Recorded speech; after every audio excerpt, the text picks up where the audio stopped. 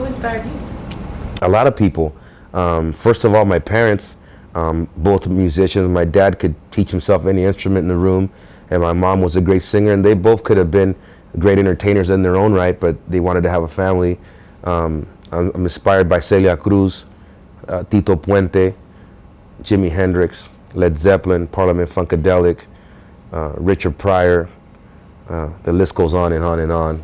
Black Sabbath and Ozzy Osbourne, Cream, Eric Clapton, it just goes on and on. The Jacksons, Michael Jackson was a big influence on us when we first landed in the United States from Cuba. He was it, and a lot of those bands back then, was our first contact with American music. I think watching a lot of those cool videos from back in the days and watching the artists that we admired, I think it rubbed off on us a lot, because we wanted that mystique that Led Zeppelin had. We wanted that for our band, you know what I mean? And we learned from every artist that we listened to. We learned something. How has music changed, and how do you think it's changed you? As far as like music changing, when I first started hip-hopping and b-boying, it was all about the uplifting of the culture, of the hip-hop culture, of our lifestyle, the way we dressed, the way we talked, the way we danced, the way our cars looked, everything. You know what I mean? And it's changed to, somehow it changed to throwing money at chicks at strip clubs and rims and rings and gold and me, and I'm rich and I'm rich and I'm rich and you're not, basically is what I get from those videos and those songs. And I don't come from that era. I come from an era where we uplifted the culture, we uplifted one another, we uplifted our whole movement.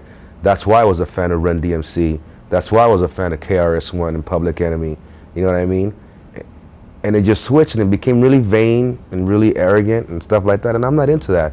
So even to this day, the rappers I choose to listen to are like Common and Mos Def and Q-Tip, Talib Kweli and Murs. Because it's not that BS. You know what I mean? It's real hip hop. It's real hip hop. It's stuff that makes you think and maybe even analyze your own life while you listen to it.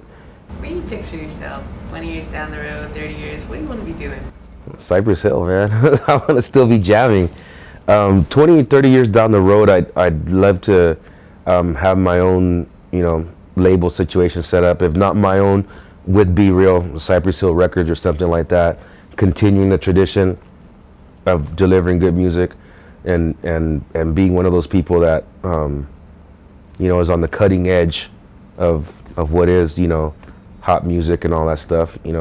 I don't want to.